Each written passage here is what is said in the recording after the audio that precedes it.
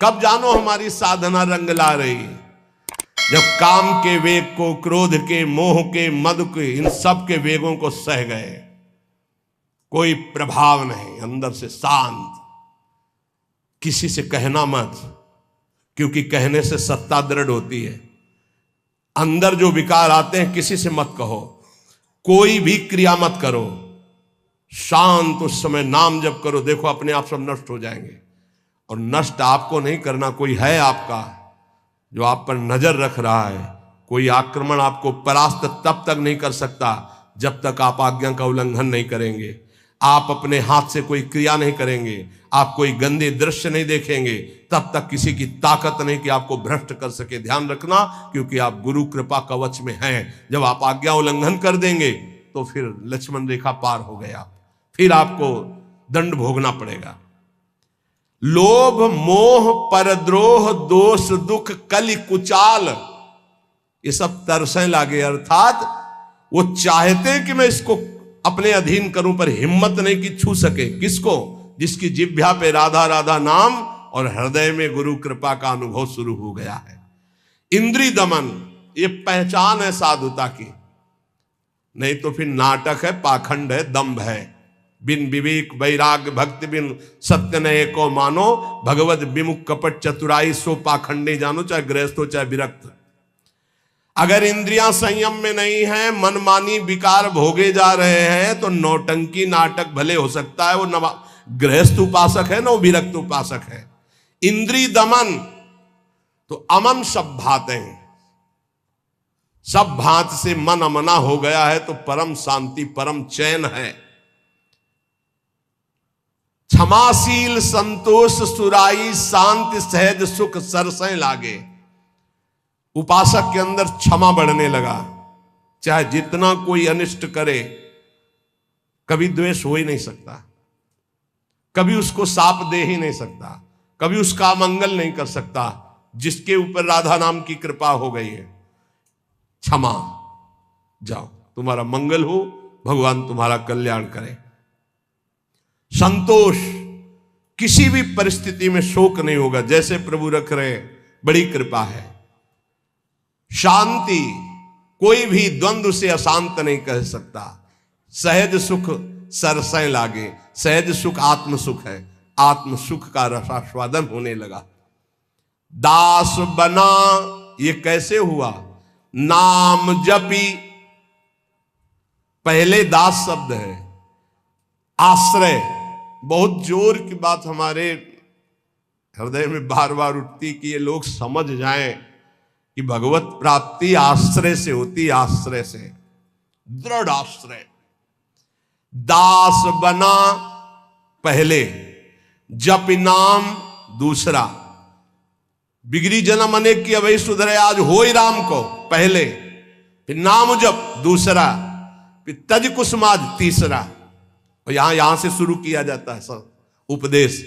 पहले विकार त्यागो, फिर नाम जप करो, फिर भगवान की शरण में हो। ऐसा नहीं होता, पहले भगवान की शरण में हो, नाम जप करो, तुम्हें बल मिलेगा, विकार छूट जाएंगे।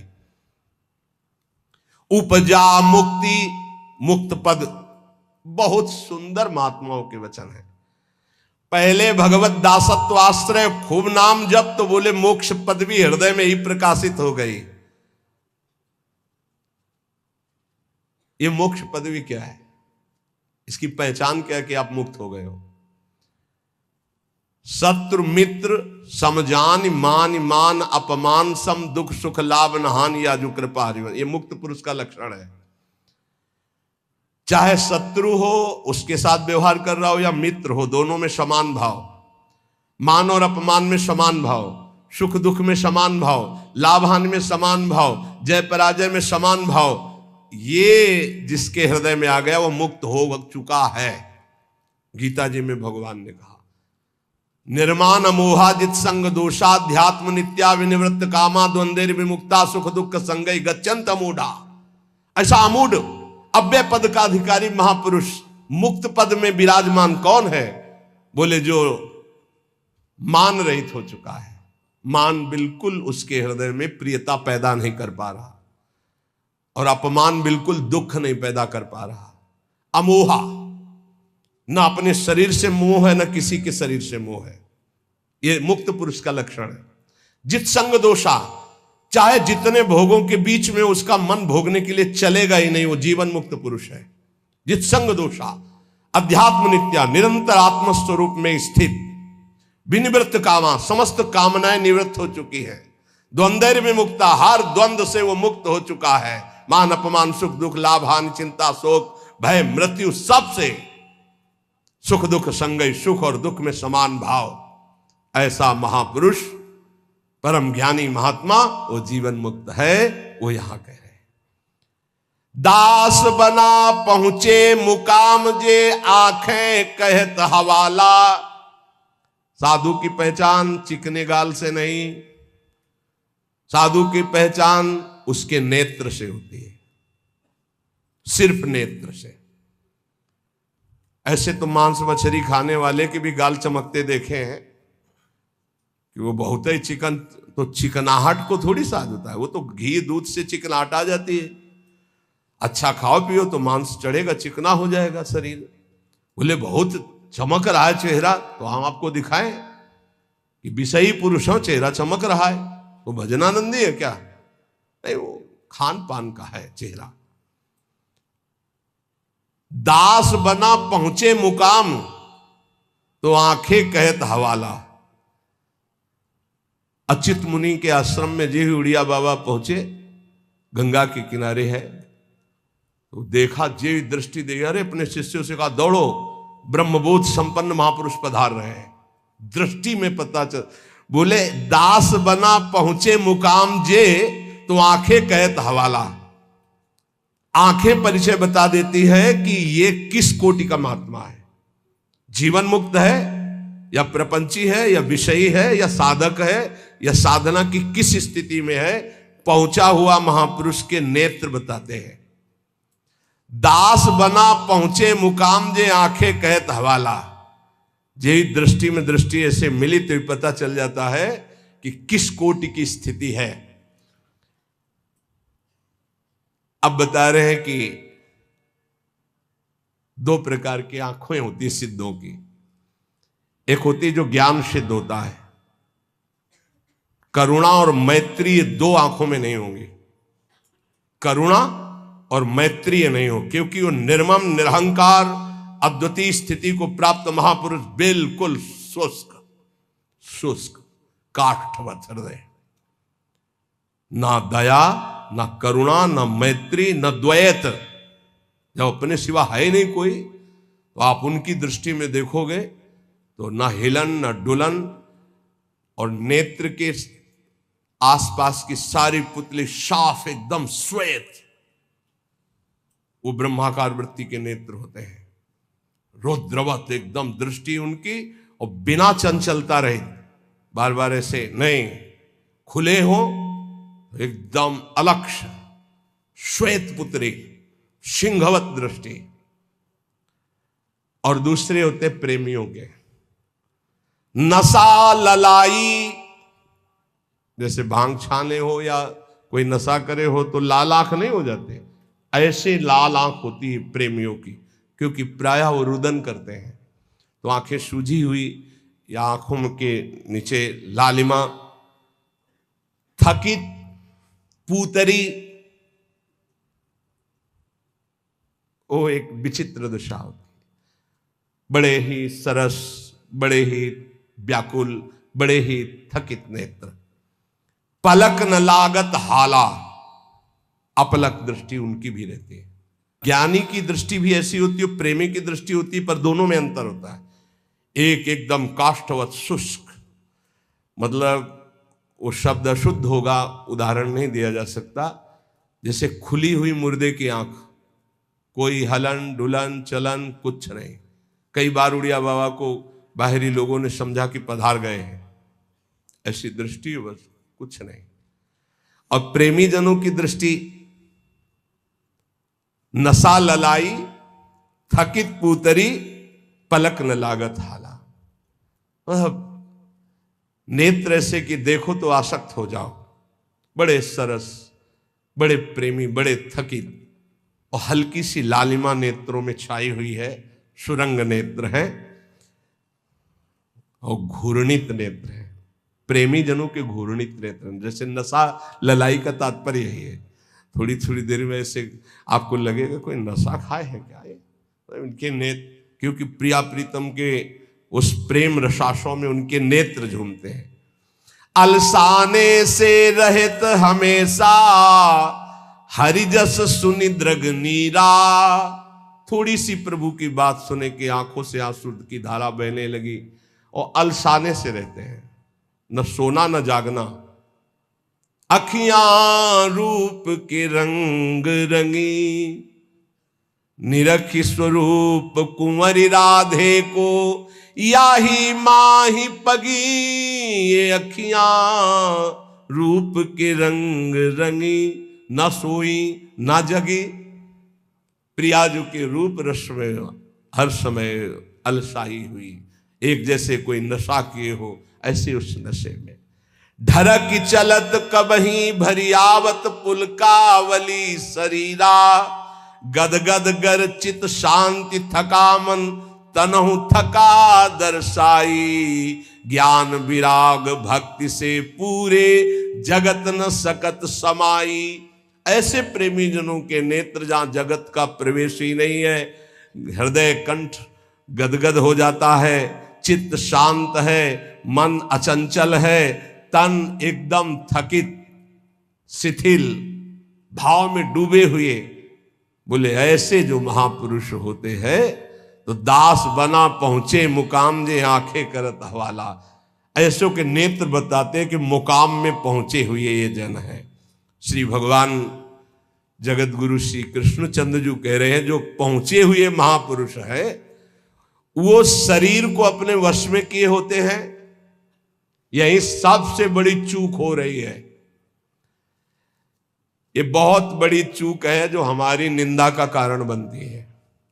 हम संतों की या भक्तों की जो निंदा का कारण बनता है वो ये नाशवान दुष्ट नीच शरीर है। इसको जब तक मैं माना जाएगा ये नीच आचरण कराता ही रहेगा, गुरुजनों की, आचार्यों की, भगवान की निंदा करवाता रहेगा। एक शरीर से गलती होने पर समस्त साधुओं की तरफ लोगों की दृष्टि अश्रद्धा से हो जाती है। इसीलिए हमें लगता है कि अगर साधु बने तो मर के बने, उन्हें घर गृहस्थी में ब्याह करके अच्छा है, जीवन धर्म पूर्वक व्यतीत करे, अधर्म आचरण न करे। बहुत बड़ी त्रुटि समझो, एक गलती से लाखों लोगों की श्रद्धा संतों के प्रति नष्ट हो जाती है। भगवान कह रहे हैं सिद्ध पुरुष के लिए कैसा होता है, निराशीर्यत चित्तात्मा त्यक्त सर्व परिग्रहा, शारीरम केवलम कर्म कुर्वन्नाप्नोति किल विषम। यत चित्तात्मा, जिसने अपने शरीर को अधीन कर लिया। ये प्रार्थना है सब साधकों से, कोई ऐसी चेष्टा मत करना जिससे भेष को गाली मिले। हमारा गति हो या दुर्गति हो तो ठाकुर जी जाने। कभी ऐसी जगह न खड़े होना, कभी ऐसी चेष्टा मत करना, कभी ऐसा संग मत करना। ये ध्यान रखो कि तुम्हारे से एक बहुत बड़ी धारा जुड़ी हुई है। तुम्हारे गुरु, गुरु के गुरु, गुरु के गुरु, आचार्य, इष्ट, पूरा एक आपकी गलती पूरे को गालियां दिलवा सकती, पूरे विश्व के संतों के प्रति अश्रद्धा हो सकती। इसलिए सावधान। जिंदगी में हम नीच हैं, पामर हैं, हमारी गति हो दुर्गति हो भगवान जाने। हमसे ऐसा आचरण न बन जाए कि हमारे गुरुजनों को गाली मिले।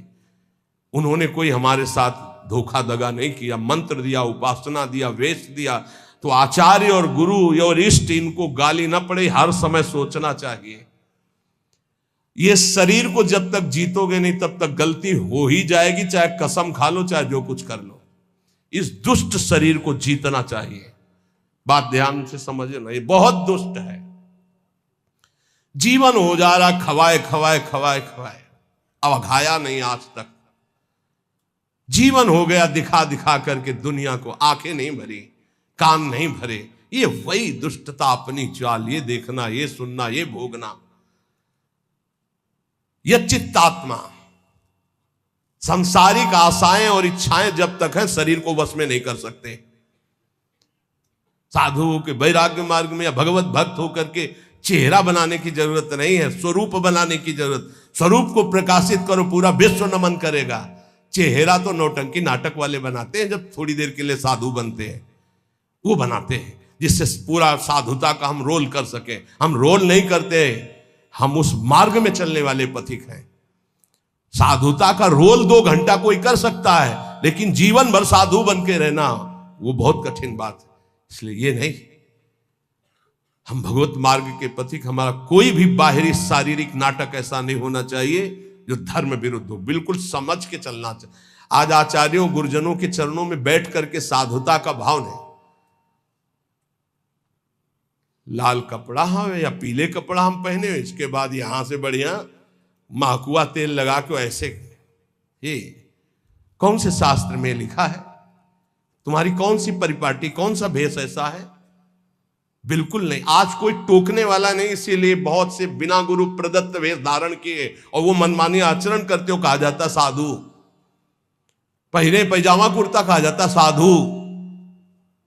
साधु पैंट शर्ट पहने कहा जाता साधु। बड़ा बड़ा टाइटल लिखा जाता है। अब उनके जब आचरण होते तो बोले अमुक संत भ्रष्ट हो गया। संत परिपाटी देखो, संतों की मर्यादा देखो, संतों के चरणों में बैठकर जो साधुता सीखी जाती है वो कब हुआ? इसलिए यत चित्तात्मा भगवान कह रहे हैं, यत चित्तात्मा। बहुत अच्छे से समझ लो, संसार में जब तक शरीर के भोगने की कोई भी आशा रहेगी तो साधुता नहीं टिक पाएगी। बहुत इसे धैर्यपूर्वक, सांसारिक इच्छा, सांसारिक भोगों की चाह, इससे तुम्हारा शरीर अपवित्र हो जाएगा। तुम्हारे द्वारा ऐसे आचरण होंगे जिससे तुम्हारी साधुता नष्ट हो जाएगी। शरीर और इंद्रिय और मन के वशीभूत होकर के जो आचरण किया जाता है वो निश्चित अपवित्र है और वो अधर्म होगा और वो गालियां दिलवाने वाला ही होगा। श्रद्धा उपजाना बहुत कठिन होता है भाई, बहुत कठिन होता है। नास्तिक के हृदय में श्रद्धा प्रकट करना, विषयी पुरुष के हृदय में श्रद्धा प्रकट करना और नष्ट करना एक क्षण की बात होती है। जन्म जन्मांतरों की सुकृत एकत्रित होने पर श्रद्धा होती है और एक चेष्टा पूरी लाखों की श्रद्धा नष्ट कर देगी। लाखों का मंगल करने का पाप लगेगा उसको और वो दुर्गति को प्राप्त होगा। इसलिए साधु वेश में बहुत होश में, ये कोई खिलवाड़ नहीं है। ऐसे लोग करते तो खिलवाड़ नहीं, सारी जिम्मेवारी है आपकी। ऐसे कर दिया तो जिम्मेवारी, उनकी श्रद्धा की रक्षा करना तुम्हारा कर्तव्य बन गया। उनके कल्याण की तरफ तुम्हारी दृष्टि जानी चाहिए। ऐसा कोई ये नहीं कि तुम स्वामी बन गए तो जो मनावे सो आचरण करो, ऐसा नहीं है। शरीर इंद्रियां अंतःकरण सिद्ध पुरुष के वश में होता है। साधक को चाहिए कि इनके वश में होकर कोई कार्य ना करे। तुम अकेले नहीं हो, तुम्हारे साथ बहुतों की निंदा होगी या बहुतों की प्रशंसा होगी, ये बात ध्यान रखना है। केवल अपना जीवन होता तो कोई बात नहीं है, गलती हो गई, त्रुटि हो गई या पिट गए या जो भी हो गया सब हो गया। आज तुम नहीं हो, तुम्हारे साथ बहुत जुड़े हुए हैं, तुम्हारे गुरु, तुम्हारे आचार्य, तुम्हारे इष्ट और लाखों श्रद्धा। अगर एक भी त्रुटि तो लाखों की श्रद्धा और पूज्य जनों का अपमान घोर नरक पहुंचा देगा, दुर्गति करवा देगा। त्यक्त सर्व परिग्रहा, जो सिद्ध पुरुष होता है उस शरीर को ही अपना नहीं मानता तो और परिग्रह की बात क्या है। सब सन्यासी हो जो भगवत मार्ग के पथिक हैं, ये तो सर्वाणि कर्माणि मयि सन्न्यस्य मत्पराहा, सारे कर्म भगवान को अर्पित करके जो भगवान के परायण है, चाहे गृहस्थ हो चाहे विरक्त हो, वो सन्यासी है। जो मन का निसंकल्प और वाणी का मौन दंड और शरीर का निष्कर्म संयम पूर्वक, अगर ये दंड नहीं तो किस बात का सन्यासी। भगवान ने एकादश स्कंद में कहा है, वाणी का मौन, मन का निसंकल्प और शरीर का निष्क्रिय, ये सन्यास धर्म का स्वरूप है। तो निष्क्रिय 2 प्रकार से होता है, एक जो कर्म का त्यागी होता है, एक होता है कर्म समर्पण करने वाला। भक्त कर्म समर्पण करने वाला सन्यासी होता है। ये तो सर्वाणि कर्माणि मयि सन्न्यस्य मत्पराहा। सब प्रकार के भोग संग्रह सामग्री का अपनापन भाव ना रखना, चाहे गृहस्थी में हो चाहे विरक्ति में हो। गृहस्थी में तो नाथ सकल संपदा तुम्हारी, मैं सेवक समेत सुतनारी। विरक्ति में तो जो हमारे पास मिला है वो साधु सेवा, भगवत सेवा के लिए मिला हुआ भगवत प्रदत्त वस्तु है, अपना अधिकार नहीं, अपने नौकर हैं, सेवक हैं, सिर्फ सेवा। अगर अपने सुख के लिए किसी सामग्री का संग्रह कर लिया जाए, अपने भोग की बात वस्तु मान ली जाए, तो वो उसी की दुर्गति कर देगी, ध्यान रखना। और प्रायः गलती हो जाती है, ऐसे नहीं कोई नजर आएगा, जब कष्ट सह रहा होगा साधक तब कोई नजर नहीं आएगा, और जब उसके पास वो वैभव एकत्रित हो जाएगा तो आ जाएंगे। कौन हो आप? तुम्हारे मामा पहचाने नहीं? अभी तक मामा कहां थे तुम भाई? अभी तक कहां?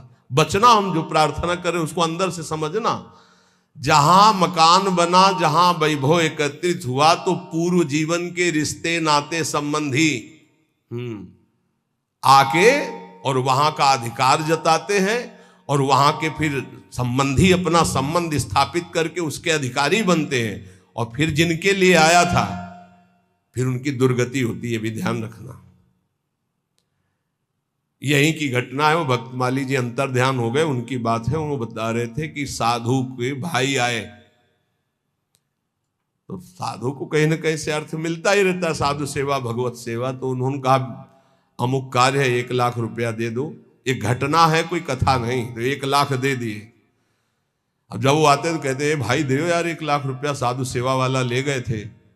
अरे भाई दे देंगे, बड़ी समस्या गृहस्थी में रहती है, आप तो बाबा जी हो, आपको क्या पता गृहस्थी में। अब भाई है तो कह नहीं सकते हो, इतने में उनका शरीर पूरा हो गया। संत भगवान का जानते हो क्या बने थे?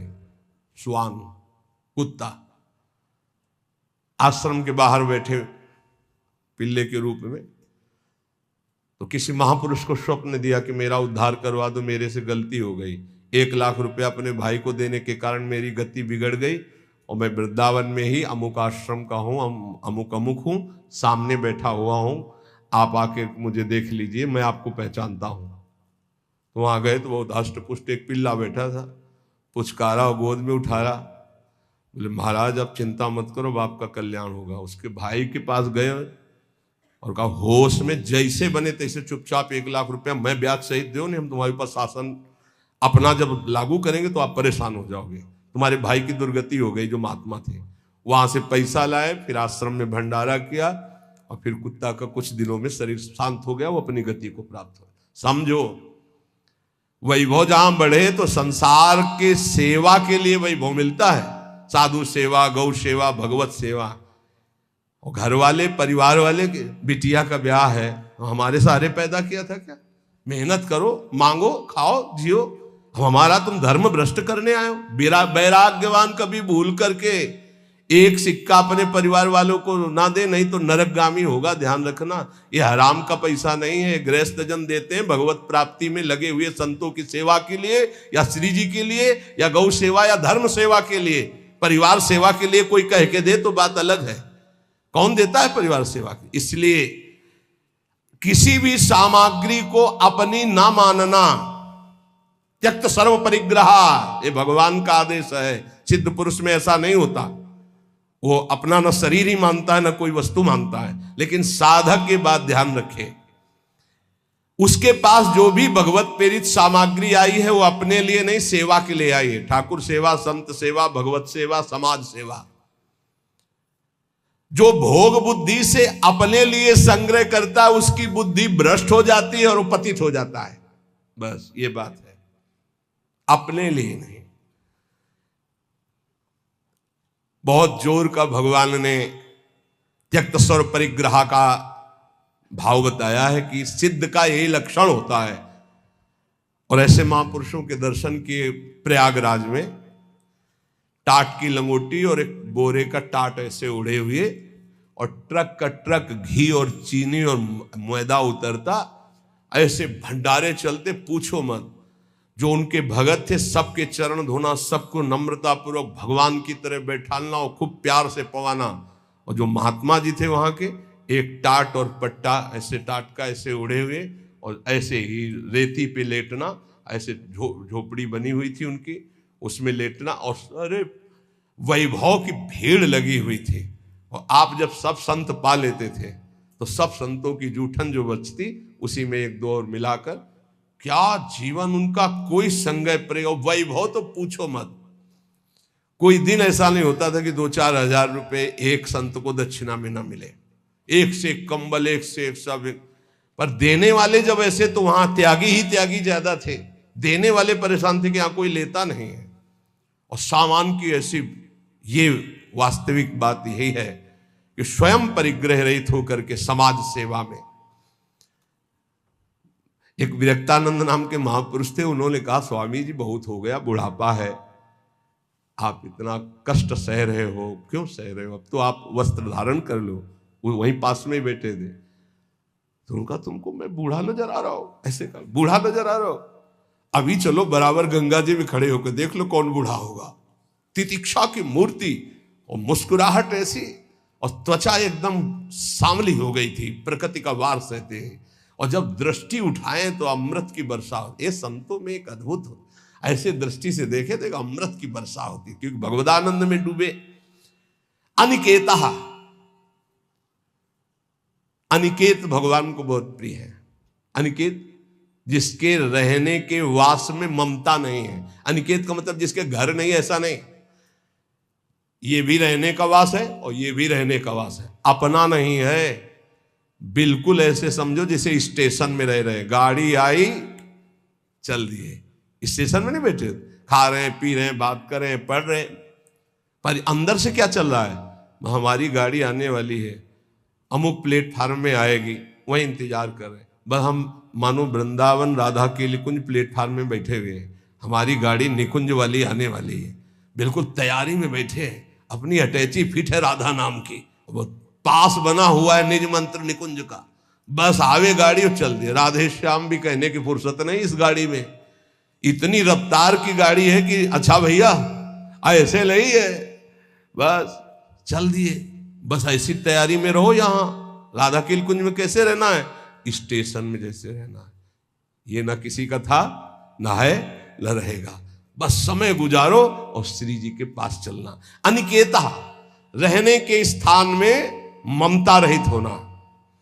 निराशी,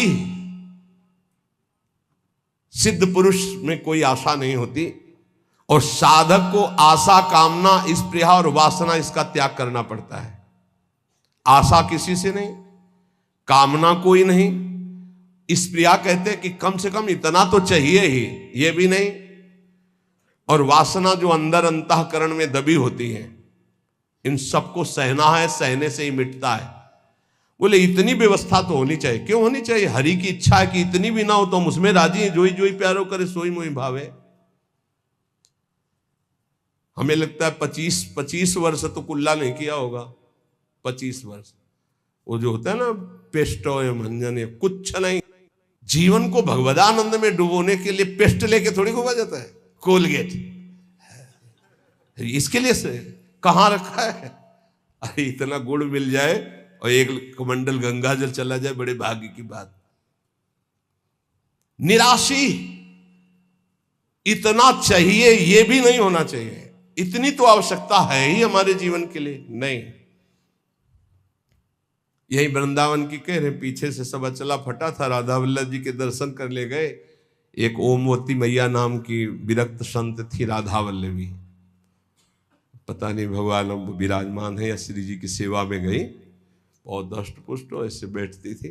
आए बाबा तो ये समझ में ना आवे, तेरो अचला फटा है, तुमका समझ में तो आवे, लेकिन समझ तब हो ना जब रुपया हो हमारे पास, तो कुछ है नहीं, जैसा श्री जी दिए वैसा है। सच्ची बाबा, हाँ भैया, तत्काल गई मार्किन लाई, तो वो देर लगती वहीं बदल के बाद कि जिसको फिकर है वो करो, हमारे पास जो है जैसे है। निराशी, आशा भी नहीं कि इतना तो चाहिए, अगर वो भी फटके गिर जाए तो बाबा जी तो बाबा जी, भगवद आश्रित है। दिगंबर, दिग माने दिशाएं ही, अंबर माने वस्त्र, जिसका वस्त्र दिशाएं हैं। चलो व्यवस्था है तो पहले, नहीं है तो हमारी दिशाएं ही वस्त्र है, दिगंबर। और इसकी भी ट्रेनिंग हुई है काफी, कई महीने इसकी भी हुई, सन्यास में इसका भी संन्यास दिया ही जाता है दिगंबर करके। निराशी, ये सच्ची मानो, कोई आशा मत रखो, जिस समय जैसी व्यवस्था हरि करे उसी में राजी रहो। बाहर से भोग सामग्री में अपनापन नहीं हो, अंदर से किसी भोग सामग्री की इच्छा भी न उत्पन्न होने पावे, उसे निराशी कहते हैं। ऐसा महापुरुष शारीरम केवलम कर्म कुर्वन् नाप्नोति किल विषम, वो केवल शरीर संबंधी कार्य करता हुआ भी पाप को प्राप्त नहीं होता, क्योंकि आशा, कामना, स्पृहा, वासना, ममता रहित जो महापुरुष है, इसीलिए कहा गया महापुरुषों की केवल बात के अनुसार उनके जो आचरण हो वो मानो। सब आचरण उनके अनुकरणीय नहीं होते, क्योंकि भगवान यह कह रहे शारीरम केवलम कर्म कुर्वन् नाप्नोति किल विषम, वो शरीर संबंधी ही केवल कर्म करता हुआ पाप को भी नहीं प्राप्त होता है। जैसे श्रीमद् राधा सुधानिधि, कर्माणि श्रुति बोधितानि नितराम कुर्वन्तु कुर्वन्तु मा गूढ़ाश्चर्य रसास्त्रगादि विषयान गृह्णन्तु मुंचन्तु वा। हमें महापुरुषों का अनुकरण नहीं करना, उनकी उपदेश से जो उनके आचरण मिले वो बात हमें माननी है। नाप्नोति किल विषम, उनको कभी कोई पाप स्पर्श नहीं कर सकता। वो जन्म मरण रूपी बंधन से मुक्त हो चुके हैं, वो आशा रहित है, उनका किसी से संबंध नहीं है, इसलिए शरीर से जितने कर्म होते हैं वो सब अकर्म बन जाते हैं और उनको फल नहीं देते हैं। जो सिद्ध महापुरुष है उसके द्वारा जो भी होता है वो अकर्म हो जाता है। जैसे श्री भगवान सब कुछ करते हुए भी कभी बंधन को प्राप्त नहीं होते। भारी से भारी युद्ध कर रहे हैं, भारी से भारी व्यवहार में देखे गए, भारी से भारी प्रियता में देखे, कभी कुछ। जो निवृत्ति परायण सिद्ध